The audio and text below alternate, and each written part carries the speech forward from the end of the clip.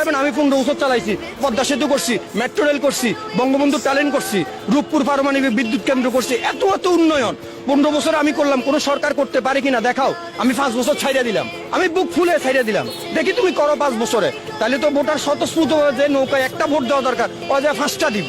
তাদের এসি রুমে বসে আন্দোলনের ডাক দিতেছে, 48 ঘন্টা অবরোধ, 72 ঘন্টা অবরোধ। ওই যে আওয়ামী লীগের ব্যানার দেখা যায়, বিএনপির একটা ব্যানার তো নাই, এত ব্যানার কোথায় গেল? বিরোধী দল কি রোহিঙ্গা মায়ানমার থেকে আসছে? গণতন্ত্রের রাষ্ট্রে বিরোধী দল আন্দোলন করবে, এটা তো তাদের গণতান্ত্রিক অধিকার। আপনি গণতান্ত্রিক অধিকারকে বাকরুদ্ধ করার জন্য তাদের টুটি চেপে ধরছেন। এটা কোন দেশের গণতন্ত্র?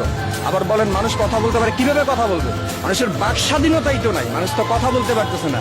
একজন মানুষ যারা মধ্যবিত্ত নিম্ন মধ্যবিত্ত বাজারে গিয়ে গুমরে কাঁদে ভাই, তাদের কান্না কেউ শুনতে পায় না, আমাদের দেখার মতো কেউ নাই। তারা তাদের এসি রুমে বসে আন্দোলনের ডাক দিবে। কোটি কোটি টাকা মাথা পিছু ঋণ আজকে বাংলাদেশে।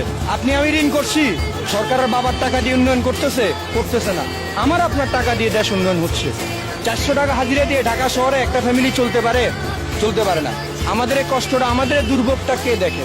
দেশের কঠিন অবস্থা, যারা ব্রিলিয়ান্ট, যারা বুঝে, তারা কথা বলে না, চুপ করে থাকে। তো কত আর দেয়ালে পেট ঠিকে গেছে। আপনি 1000 টাকা কি কিনতে পারেন? আপনি 1000 টাকা নিয়ে বাজারে গেলে আপনি বুঝবেন দেশের উন্নয়নটা কোথায়।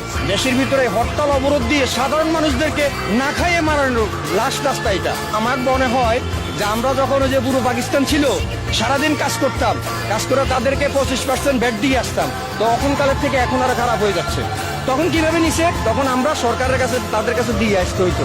কাজ করে 75 টাকা রাইকা 25 টাকা তাদের কোষাগারে নিয়ে জমা দিতে হইতো।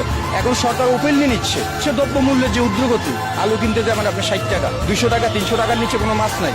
50 টাকা রিক্সা ভাড়া 50 টাকাই আছে, 60 টাকা হয় নাই। আমরা হচ্ছি 3rd, ছাগলের 3 নাম্বার বাচ্চা। ওই 2টা দুধ খায়, একটা পিসি দিয়ে ম্যামে করে। আমরা বললেই কি, না বললেই কি। আমাদের মতো গুটি কয়েক রিক্সার ড্রাইভার যদি কইরা মইরাও যায়, এদেশের সরকার বলেন, বিরোধী দল বলেন, যাই বলেন, তাদের কিচ্ছু আসে যায় না।